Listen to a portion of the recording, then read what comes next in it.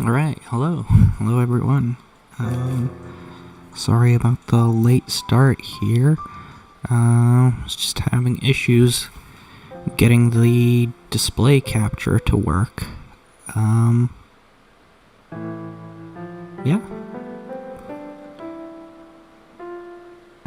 I've also got a fan running in the background, so you might be able to hear that. Anyway, hello. Selamat pagi, selamat datang. Hello everyone, welcome. Yes, this is the house in Fata Morgana. I've heard a lot about this game. It's a visual novel, so it's all completely story-based. I don't think there is any voice acting in the game, so I'll have to voice act. Yay. And then also, I believe the story is you're an amnesiac and you're trying to find your memories in this house. Something along those lines. Anyway, thank you. Am I doubling up on audio here? Let me check. Test 1 2, test 1 2. Just noticed that.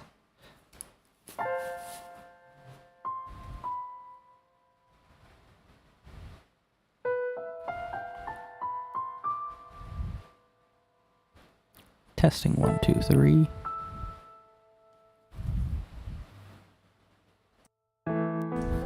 Testing 1 2 3.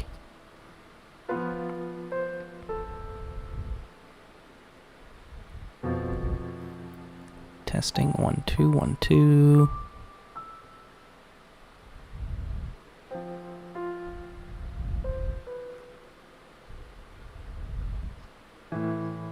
Okay, weird. I don't know. I don't know what's up with that. For some reason, I've got two microphone inputs in my OBS right now. I'll have to look into that later. Anyway, let's just go ahead and get started with the story.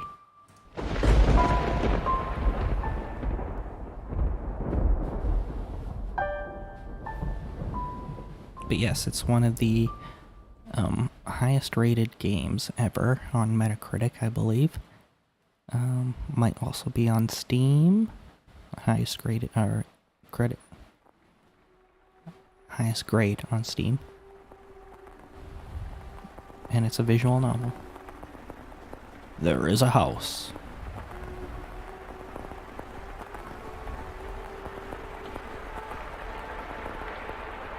That sits beyond the dark, dense woods.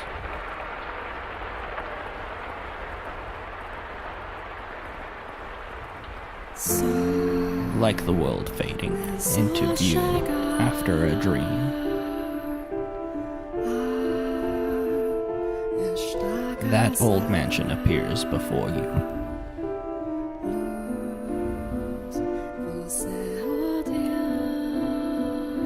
Without realizing it.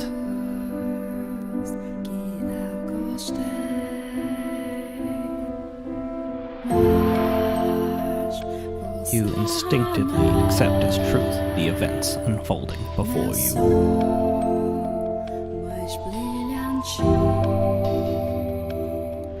The house lives in perpetuity, an amalgam of myriad fates and generations. No one knows who first said,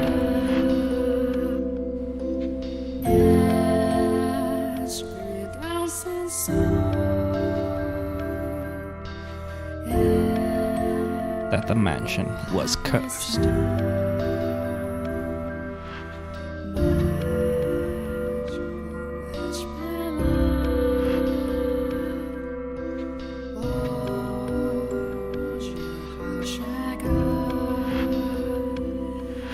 Okay, entering a cursed mansion. Some kind of amnesia. We've got some painted windows.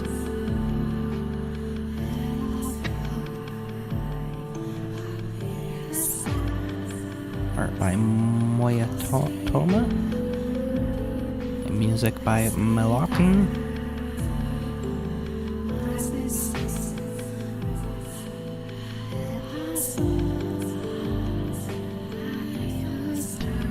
The House in Fata Morgana.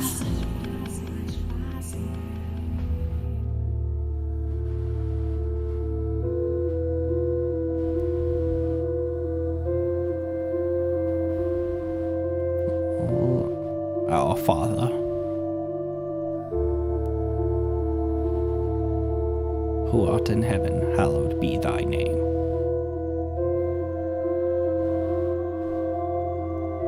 Have mercy on me, O Father.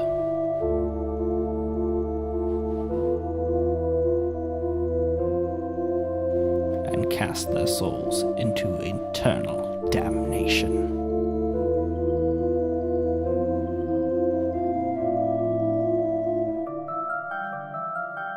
Let me know if the music is a bit too loud. I was looking down upon a corpse. My own corpse. I was afflicted with great despair at the sight of it being dragged to place of my crucifixion. My soul crumbled, and I was wholly extinguished. Indeed, I did once lose everything. However, as I faded into darkness everlasting, I heard a voice calling out to me, and so I vowed once more that no matter how long it may take, how great the obstacles that stand in my way, or what form you may assume, I shall come back for you. That I must return to that house. So I ask of you, please wait until this mutilated body arrives there once more. Sounds like he had it rough. Your consciousness, wavering like a ship at sea, was slowly drawn back to the surface. Tur. With each new breath, feeling gradually return to your fingers. Master. You could hear the pattering of rain from somewhere. Master? And the sound of a crackling fire. Wake up, Master.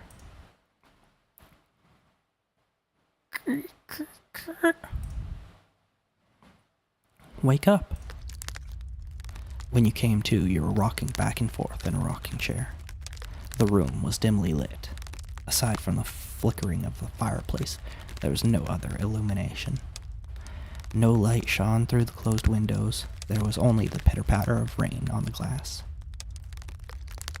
It was as though the whole mansion has been enveloped in darkness.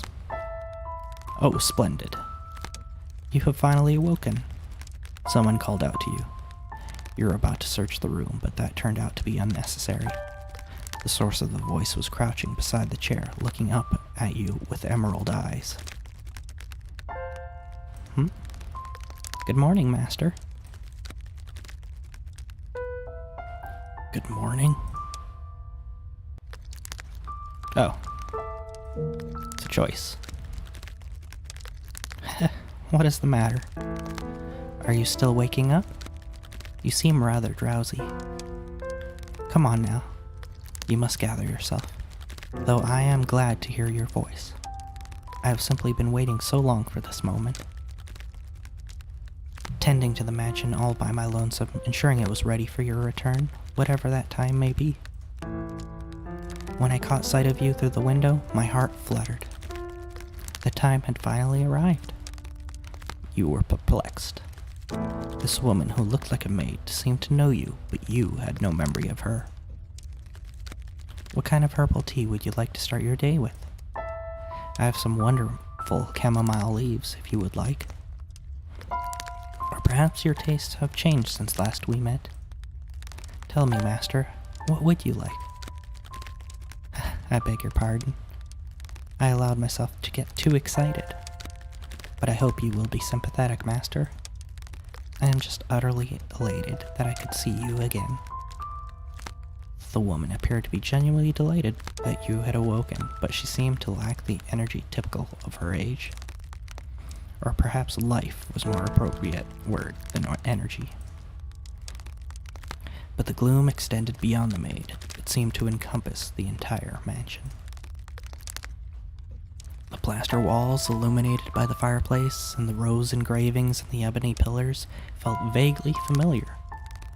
But a crushing sense of claustrophobia overpowered that familiarity. It seems as though the house wasn't interested in accepting you just yet. Oh my, you do not know who I am? Do you not know who you are either? That is quite the predicament. If you cannot remember who you are, then who am I to serve? The woman's face was pale, almost as though a faint chill ran down your spine. You are the master of this house, though it would seem you have no memories of such. Quite the dilemma. If you know not who you are, then you are no different than a stranger to me, no? Indeed, you have returned, but from where? That I cannot say. Then how about this? I am a servant of this mansion, and as such, I am familiar with the many incidents that may have taken place here. I shall show you the history of this house, master. That will surely allow you to recall who you are. The freshly awakened gears in your head began to turn as you mulled things over. The maid had called you the master of this house, but without a single mirror in the room, you had no way of seeing what you look like. Unable to decide, you reflexively nodded. Let us be off then, and fear not, I merely entreat you not to let go of my hand. Should you hold it tightly, you need not worry about being washed away by the waves of history. No matter what happens, you mustn't let go of my hand. Your hand in hers, you followed the maid's lead through the hall. The air within the mansion was oppressive, as though a black miasma hovered within. The house was bleak, barren, hardly a trace of a color to be found. You came across an open window. Beyond it lay nothing but darkness. Neither sunlight nor moonlight could be seen. There were no chirping birds, no rustling grass, no signs of life at all.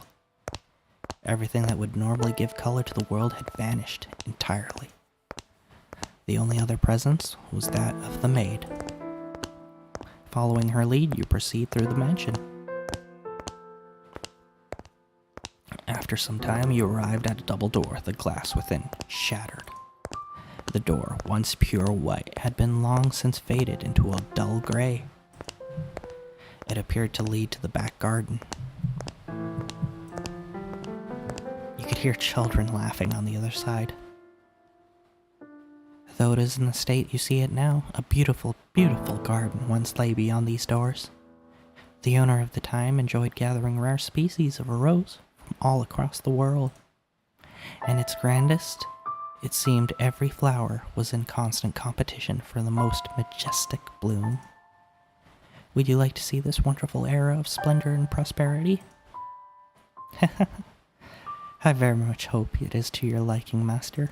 I think I gotta work on my fake laughs there. The maid opened the door to the back garden. A sudden gust of wind brushed across your face, forcing you to close your eyes as you followed the maid out the doors. When you next appeared, your eyes, the world is no longer blanketed in shadows. Okay, I'll stop doing that now.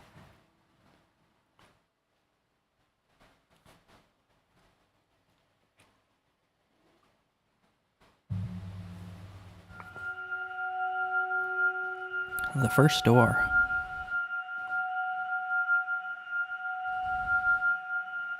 1603.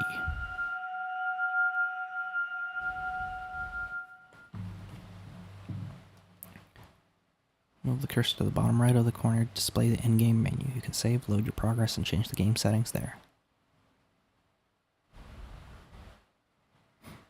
We should probably save it right away. The mansion had an alluring air of beauty about it in that era. It was almost like something out of a fairy tale. Oh. Freed from the day-to-day oppression. Oh, there we go. Save.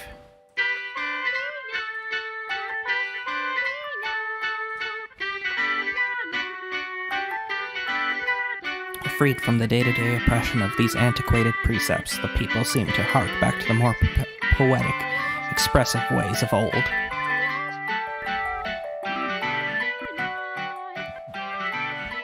They took these newly blossoming emotions in hand, and with them they wrote literature, painted portraits, composed theater, and found love.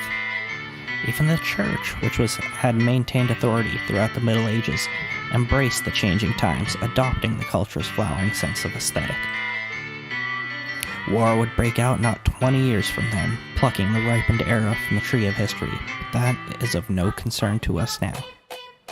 At the time, it was still what people refer to as a golden age, a period of furor for all who were there.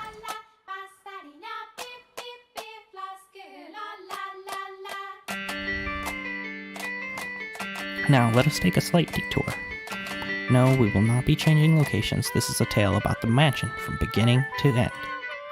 We will, however, be moving through time.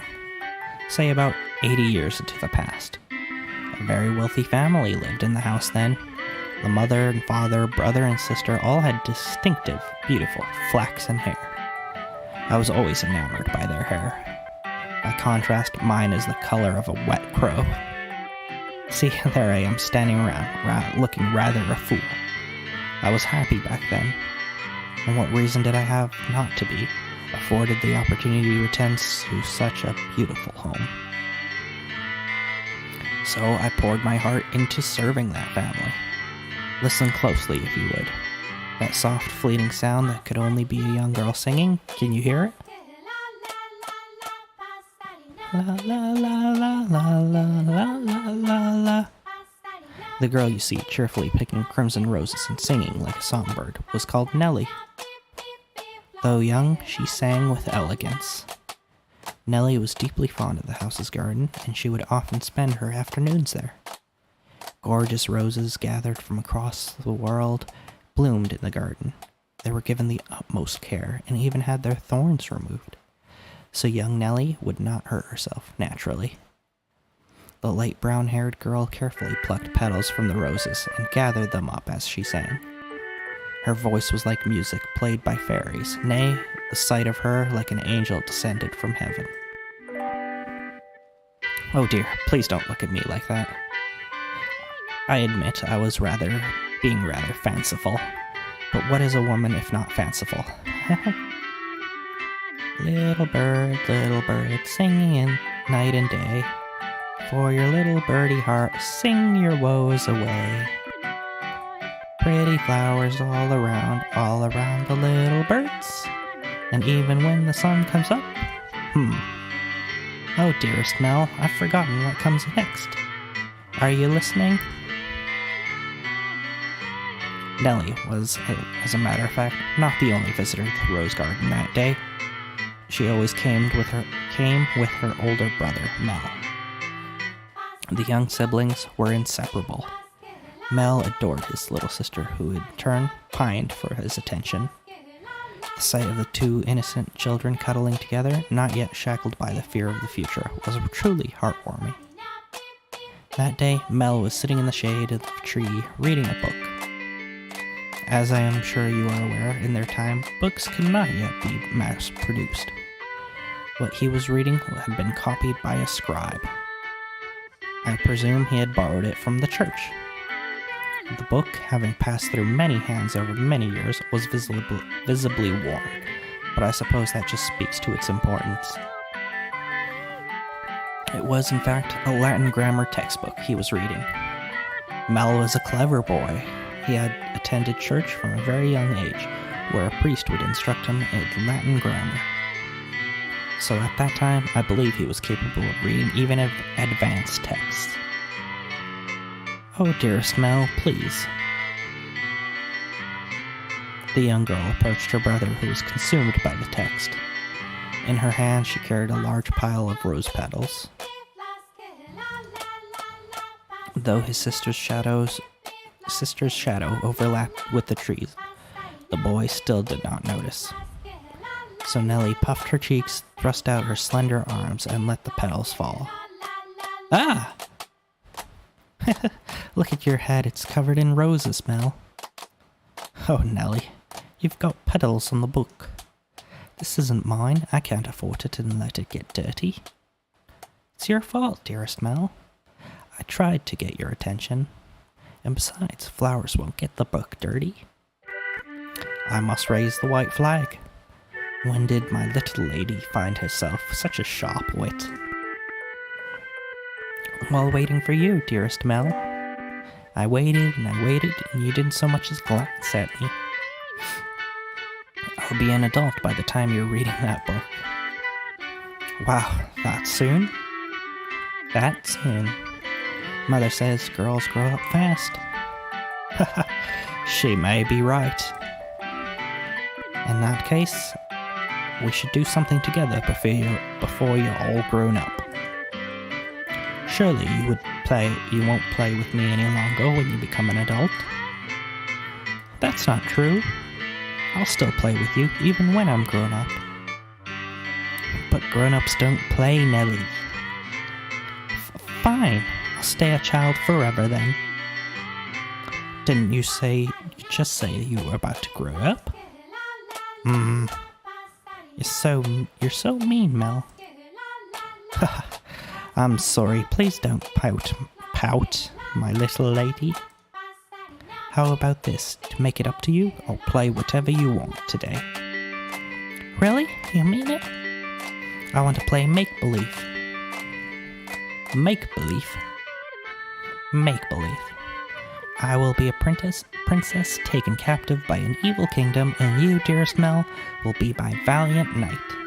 And then you turn into a prince when you rescue me.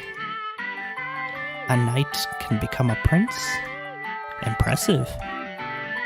They can. Knights and princes both have to be charming, so of course they can. Which is why it must be you, dearest Mel. No one else can be my prince or my knight. While he may have appeared outwardly embarrassed as his rose-cheeked sister proclaimed prattlingly, I am certain he was smiling on the inside. After a few moments, he meekly knelt, bringing himself to eye level with Nellie and gently stroking her soft hair. All right then. You're my princess, Nellie. And not just anyone's princess, dearest Mel, but yours alone. So, don't be anyone else's prince but mine, okay? Nellie. Geez, my princess is quite the fauna. Is that bad? Does that make you dislike me? Not at all. I'm proud to have you as my sister, Nellie. You mean more to me than anything in the world, my dear princess. I love you, dearest Mel. You'll always be my prince forever and ever. Her mood quite improved, and Nellie began humming the melody of the song she had forgotten the lyrics to. Holding the skirt of her dress out from her body, the young girl pranced about the rose garden. Mel, his eyes back on her back, gave a little shrug. Oh, Nellie, don't come crying to me if you trip running like that. But Mel was not entirely disapproving of his sister's excitement. He carefully brushed aside the petals of his book, set it in the shade of the tree, and began chasing after Nellie. They were picturesque siblings, brimming with hope. And at this time in their lives, there was nothing to jeopardize that hope. Would it not be wonderful if children could stay children forever, Master?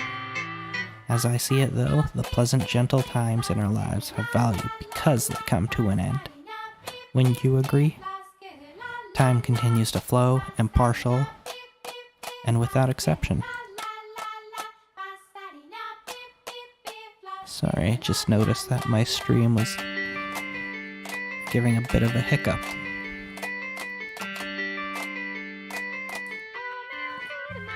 Time continues to flow, impartial and without exception, and as such, everyone's childhood comes to an end. Be that as it may, does time also flow at the same speed for each individual? Now let us take a trip down the river of time.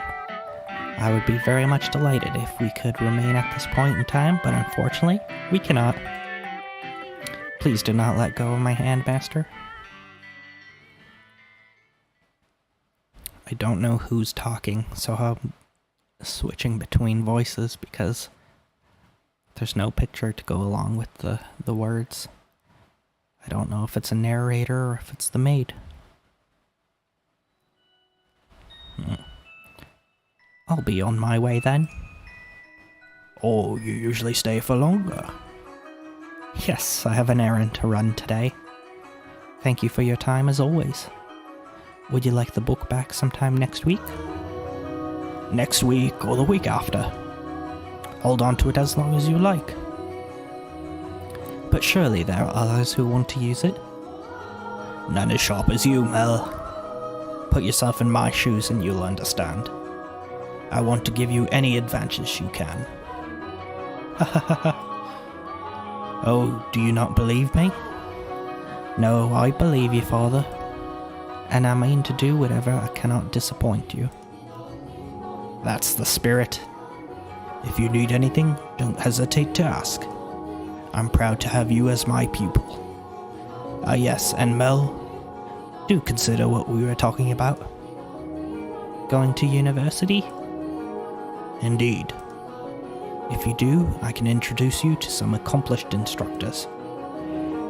There is very little left for me to teach you, and I believe you would make a fine priest.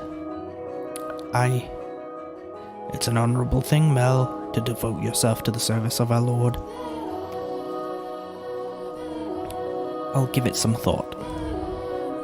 If you'll excuse me then, I'll see you again. Our doors are always open. Farewell.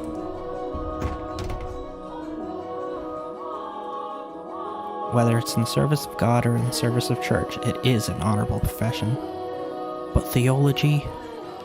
I wouldn't mind attending university, but I'm not so sure. I'd kinda like to do something different, something more befitting of these times. As for what though, I'm stumped. But I need to make up my mind soon. If I drag my feet for too long, even my father is liable to grow impatient. Mercy me. Young sire, blessed young sire Elms, alms for the poor. Ah, this beggar. If I'm not mistaken, he's been outside the church since last week. Alms. The way he shakes his head. I can get a glimpse of his forehead under his hood. He's completely bald. Buy yourself some bread with this. Ah, thank you very much. May the Lord bless your soul. Thanks, the Lord. Oh no, Nellie's going to cross if I don't hurry home. Curses, and it looks like it's going to rain. Master? Master? Oh, thank goodness. You appear to have a firm grasp on your consciousness. I was afraid you had accidentally let go of my hand. Now, Master, this is the period of time I truly wish to show you. The boy reading in the rose garden was now a fine young man. Nonetheless, he still bore the same gentle eyes as before, and he would, from time to time, show remnants of that innocent young boy. He was, in his own mind, still making the transition into adulthood, I suspect. Oh, hello, Sat Cure. I hope you enjoy this. I'm guessing this is something you've played before? Let me save it here.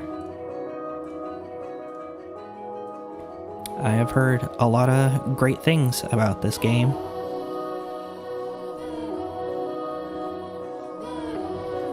So it should be interesting. Mel frequently visited the church on Sundays to participate in Mass, of course, but more often to be tutored by the priest. In addition, he also attended a private school run by an eminent marquis. Though it is not a school where students had desks and sat in rows. Yes, I finished it a while ago. Oh, excellent.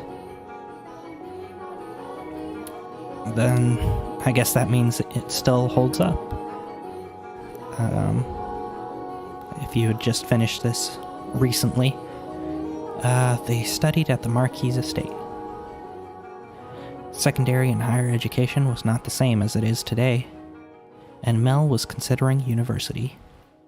The priest wanted to recruit him to the church, but Mel was having difficulty deciding on what he should do. That he had such a choice is envious, is it not?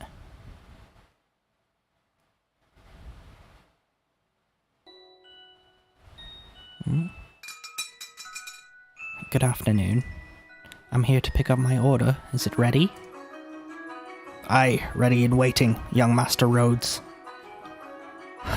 Don't call me young master, please. I beg your pardon. Kinda seem to get my head out of the past. Your order's right here, sir.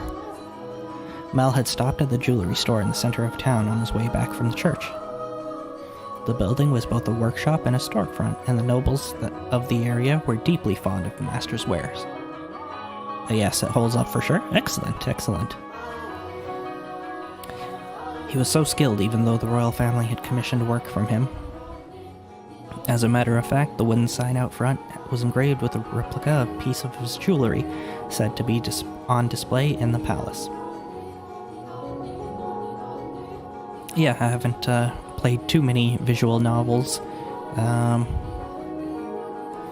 unless they're kind of mixed in with other gameplay. Like, the only ones I think I've finished were the 999 series.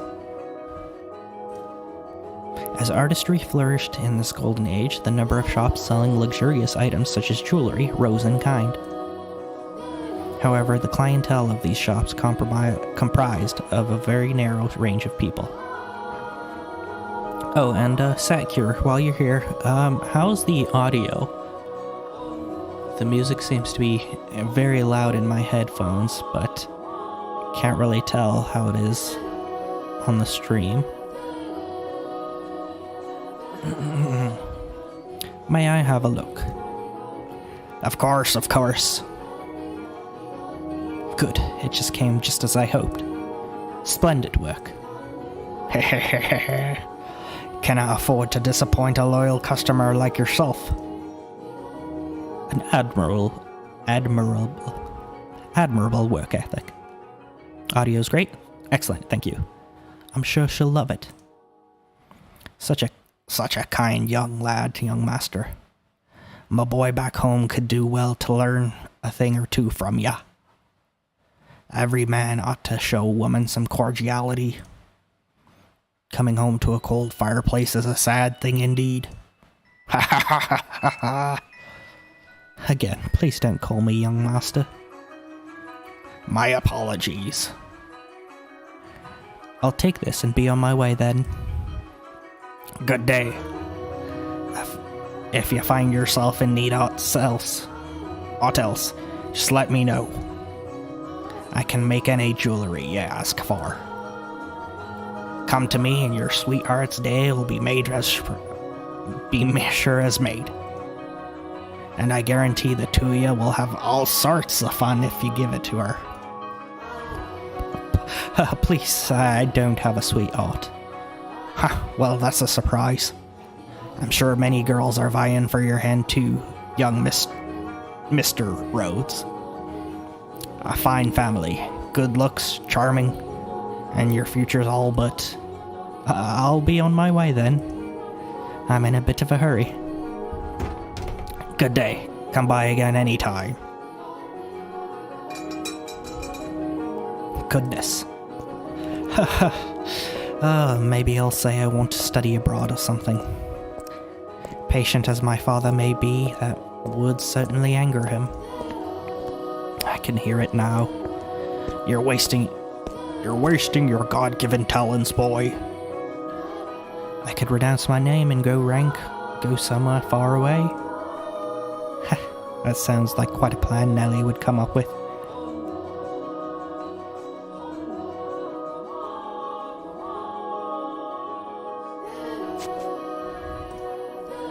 As he drew closer to the mansion, the rich fragrance of roses grew more prominent. Over time, this distinctive scent had led visitors to refer to the house as Rose Manor. It was also probably a play on the flaxen-haired family's last name, Rhodes, which you heard the owner of the jewelry say just moments earlier. The mansion looked quite different than it does now, no? No thickets of ivy covering the walls, and no rotten, broken doors to be found. I wonder what the Rhodes family would think if they saw the house in its present tragic condition. The sight of their abundantly blooming roses, a veritable symbol of prosperity, long since withered and turned into soil. My apologies, I got a little sentimental there. Let us forget for a moment about our own time. I suppose I stayed out a little too long. Oh well, the sun shines high in the sky, I'm sure it's... Oh, dearest Mel, what took you... Oh, dearest Mel, what took you so long? Where have you been? I've been waiting forever. Nelly, you're not in the house? Nope, you were taking so long I decided to wait by the gate. But you didn't even notice me at all. Is that any way to treat a lady? All that studying's got your head stuck up in the clouds. No, it hasn't really. Also, you're heavy. Could you please get off my back? Heavy? I've been gradually reducing the amounts of sweets I eat, and I love sweets. To maintain my figure for a new dress. And you call me heavy? I didn't catch that. You were saying a tongue twister. You're such a dimwit, Mel. Jerk, blockhead, weakling. And obnoxious to boot. Whatever happened to that delightful little girl who once was my sister? She'd probably throw a fit if I said that out loud. Should you really be outside, Nelly? You are the star of today's event. It's fine. They can call it a birthday party, but I know it's just about fraternizing. It's obvious that what Father's true motives are. He'll be gathering a bunch of boys from good families to look for someone to marry me off to. Ugh, I have no interest in that at all. Don't be like that, Nelly. They're all here for you. And at least enjoy what you can of the party. I guess, but besides, it's not completely terrible. Look at this, dearest Mel. What do you think? What do I think? About what? About what? Mel? My new dress. It arrived. I'm wearing it. How could you not notice? I did not notice it was something I hadn't seen before, but you have so many dresses, Nelly, so... But this is the dress I had just made for today. Look at the colors, they're so pretty. It's the work of a renowned dyer. And this belt is just lovely. You see how it comes together to form a butterfly? Oh, and I'm just absolutely in love with it. I think I'll be wearing this dress for a while to come. So tell me, what do you think? Does it look good on me? Yeah, it does. It's pretty. In some ways, I guess she is still a delightful little girl. Oh, dearest Mel, I love you.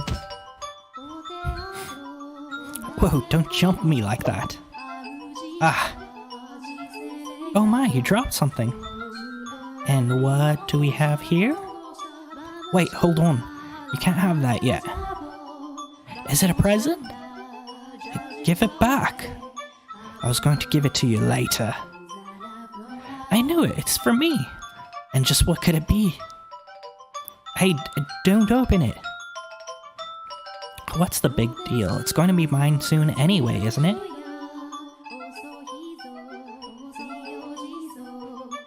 Oh, I love it! A rose necklace. And this design is from the jeweler the royal family uses. Oh, my dearest Mel. You had this made just for me? Oh, jeez. It defeats the purpose if you open it before the party. Happiness is always better sooner rather than later, Mel. I think I'll put it on right away. There, how does it look? It looks lovely. My prince is still the sweetest in all the land. Don't make such weird noises. Oh, but why not? A prince always knows exactly what his princess wants. And this princess wanted some rose jewelry to go with her new dress. Understand? Jeez, you don't have to... I sure don't have it easy playing your Prince Nelly. It might be about time you found a new one. A prince is a prince because you can't just find one standing out on the street corner. If you want to retire, dear Smell, you're going to have to wait another 10 years. Oh, that's a long time. Or, if you find yourself a new princess, I'm not so... You're as romantic as a rock, dearest Mel. But worry not, your adorable sister will always be your princess. What more could you want? Are you really allowed to be judge of that? I mean, more to you than any other girl in the world, do I not? I mean more to you. Then that makes me your perfect princess. Hey, what was that laugh? And it'll all be over soon laugh. You're always telling me I mean more to you than anyone else. As you do. More than anyone in the world, my beloved baby sister. I'll take good care of the necklace. Oh, I'm stumbling all over my words.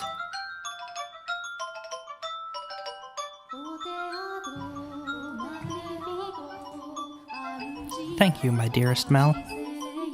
Well, if you're happy with it, then so am I.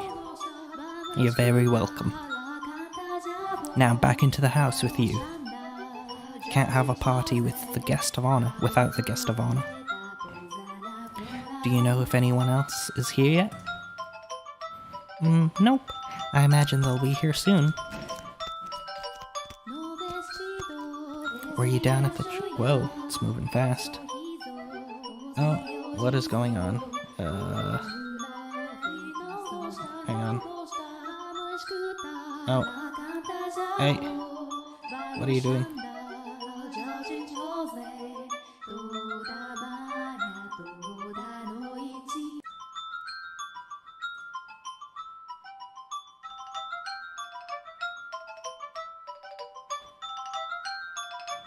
Okay, sorry about that.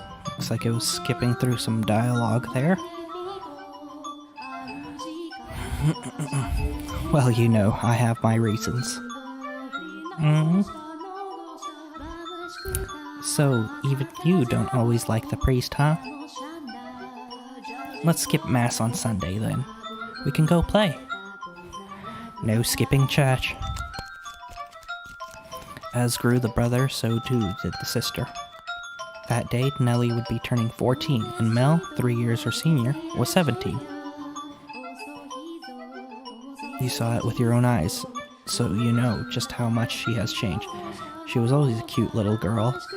She grew into an even more beautiful woman. There is a backlog? Oh, yeah, there it is.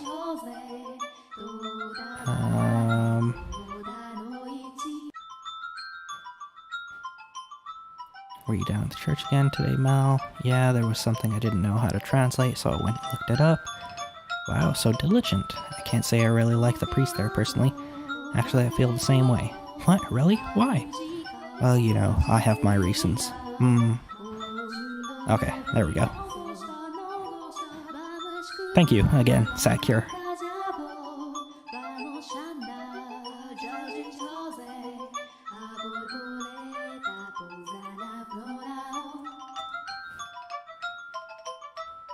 There we go.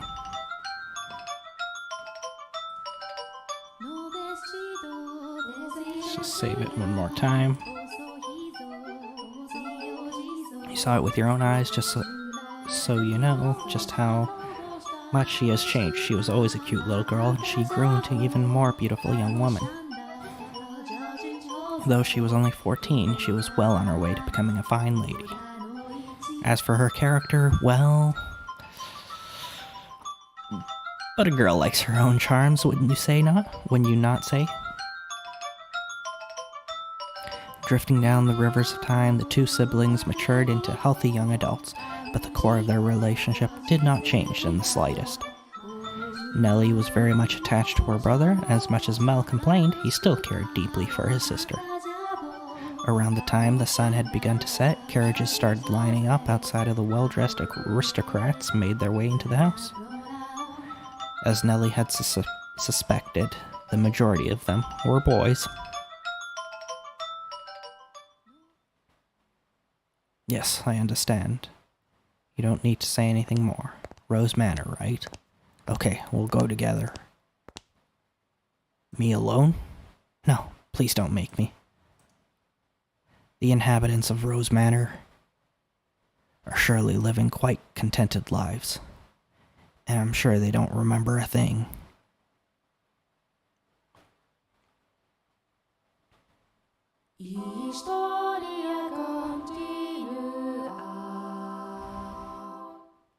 Okay, new chapter. Who is this mysterious person? The room with the fireplace was always kept in pristine condition so they could entertain guests at any time. Walls colorfully decorated with tapestries and stained glass windows gave testament to their great fortune. The servant's first assignment every morning was to clean this room. Pitchers, silver plates, and silverware were polished to a shine so they could be proudly put to use at a moment's notice. And for events like their daughter's birthday, the room served an even more important role. The table's tops were removable, so they had ordered new tabletops with designs made especially for this occasion. And once the banquet had drawn to a close, tables speckled with half-empty wine glasses and leftover candied fruits were moved off to the side to make room for, of course, the festivities. Good evening, young lady. You're looking particularly lovely today. Nellie, I had these jewels cut just for you. You'll let me have this dance, won't you?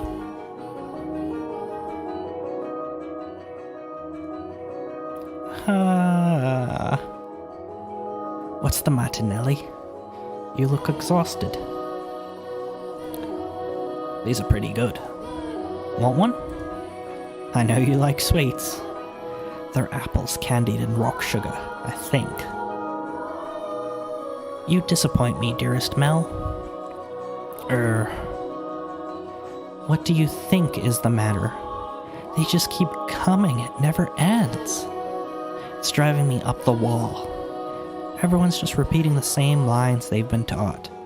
They all think pretty jewels and requests to dance are enough to make a girl swoon. But I think that is true for you, Nellie. Though, why is she disappointed with me? I think I'm done with birthday parties after this year. They'll probably throw an even bigger one next year. Huh? Why? Well, you know, you're about that age, Nellie.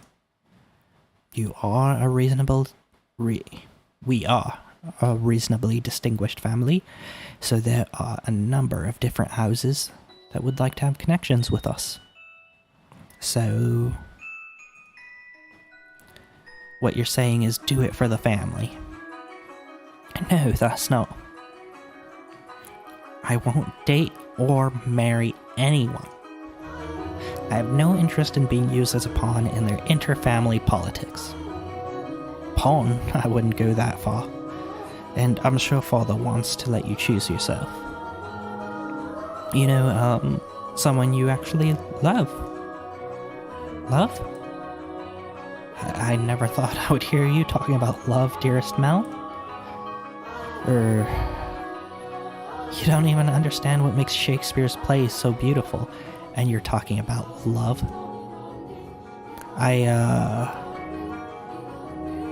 You fell asleep during Romeo and Juliet, and you're talking about love. We went all the way out to the Globe Theatre, too. Well, pardon me for being ignorant when it comes to romance and the arts. But you're not, Nellie. Shakespeare's make-believe story made you cry like a baby. Anyone would cry at that. You'd have to be crazy to sleep through it. That's not what I'm saying. Someone as emotionally vibrant as you, Nellie, would have no problem finding love. Oh, dearest Mel, we should dance. Lady Nellie, can I have this? Let's dance, dearest Mel. What, me? Waiter! Come on, I really like this song. Quit pulling on me, Nellie. What's the point of us dancing? We're siblings. Mother and father are staring daggers at us. No matter. What day is it today, dearest Mel? Your birthday. Exactly, so I can do what I want. Now attend to your princess as a proper prince should. Oh jeez, how did I get myself into this? Nellie's skirt fluttered along with her as she stepped in time to the music. She was not only a skilled singer, but a skilled dancer as well. Mel, on the other hand, fumbled over his own feet, trying to keep up. One would be hard-pressed to describe his dance abilities as good, even as flattery. Though boys of his pedigree were taught to dance as part of their etiquette lessons, he found himself more being dragged around by his sister. He could hardly be said to be attending to her. This is humiliating. Because his parents had been hands-off in raising him, largely giving him free rein to study and learn what he pleased, Mel looked like a tangled-up marionette. From throughout the hall, he could hear giggling, uncomfortable chuckling, and people coughing to disguise their laughter.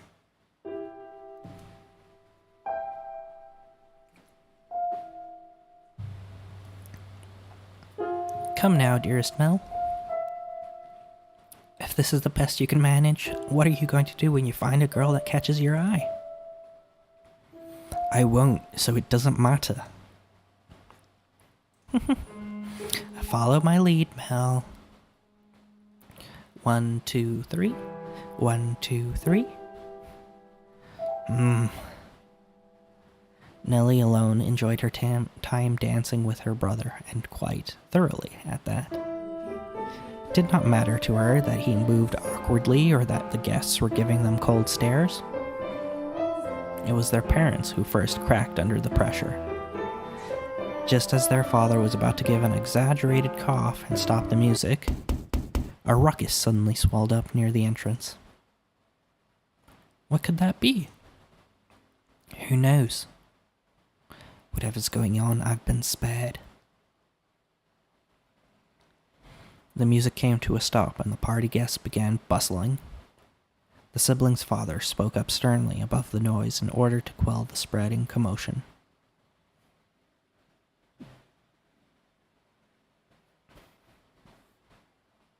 He ordered the servants to investigate, had the music restarted, and gave a short apology for the interruption, and set the party back on course. I went to go check on the entrance with the other servants, as I recall. Oh my, what are you looking at? Why are you looking at me like that? These are not my memories, but those which dwell within the mansion. Do you think we should be following what happens next, from my perspective, then? That is not what confused you.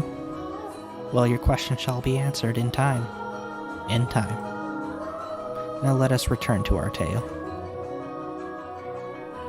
Though the party had fallen still for a moment, their father's decisive actions restored the guests' festive moods in short order.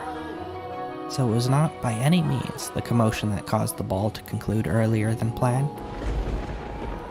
Oh dear, I heard thunder. It was rather loud too. Sounds like we have quite the storm brewing. They lived in a country where the weather was nothing if not unpredictable. Rain was a frequent occurrence there. The stretches of time with clear skies grew longer as summer approached, but the weather was still somewhat unstable on the cusp of the two seasons. They had a strong wind at night as well, which turned the raindrops into little spears on the windows. Were the party to continue on any longer, no one would be able to go home. Although their father was quite concerned that Nellie had not gone on with any of the aristocrat boys, he decided to cut the festivities short. Thank goodness it ended early. How lucky I am. This must be a blessing for always being such a good girl. I'm not sure having your own birthday party counts as lucky. But it was no fun. I can't help it if I'm not enjoying myself. And for heaven's sake, Arthur was here. I have no interest in dancing with that dunce. Arthur? Who's that again? Someone who was here? Unbelievable. You don't remember anything, do you, dearest Mel? He came over to play a few times when we were little. He's covered in gross freckles, and he's a huge jerk. He said my hair looked like the color of fallen leaves. Fallen leaves. Just thinking about that ugly smirk has me fuming. And yet, he acts like nothing happened. He even calls me Lady Nellie, for goodness sake. Are you listening, dearest Mel? I'm listening. I wonder what the ruckus was earlier. Ugh, you weren't listening, were you? Who cares about that? Sorry, but aren't you curious? It probably wasn't another guest, at least. Maybe a cat sneaked in. You think so? I do? But enough about that. Would you like to play cards in my room, dearest Mel?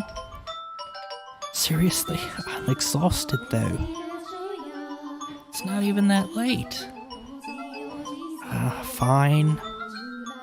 Something feels kind of off. A cat? I want to go check. Come on, hurry up. Hold on. You don't need to drag me, Nellie. My birthday isn't over yet, so you're not done attending to me. Oh, Nellie.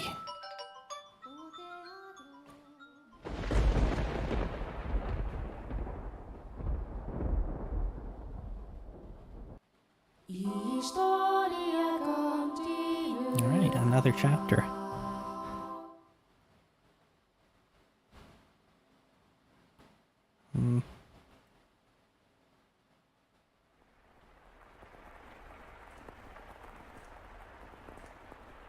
I'm wondering if maybe I should stop here. My voice is already going out. Wasn't expecting. Yeah, I guess I just gotta build up that stamina on my voice box.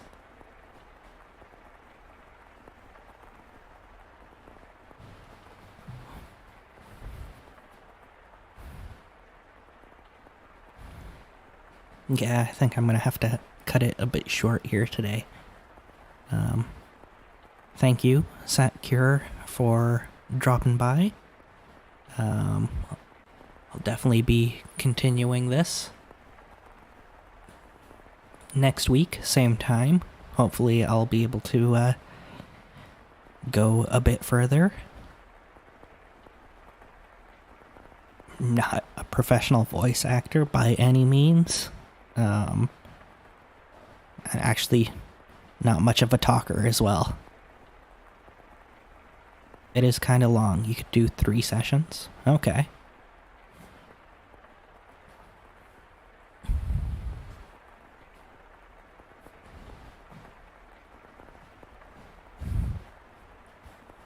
Yeah. Sounds like a plan. Anyway, thank you for dropping by. I super appreciate it. Yeah. And I hope you have a great rest of your day. And hope to see you again next time. And thank you everyone else who dropped by as well. Yeah. Have a great rest of your day. Thank you.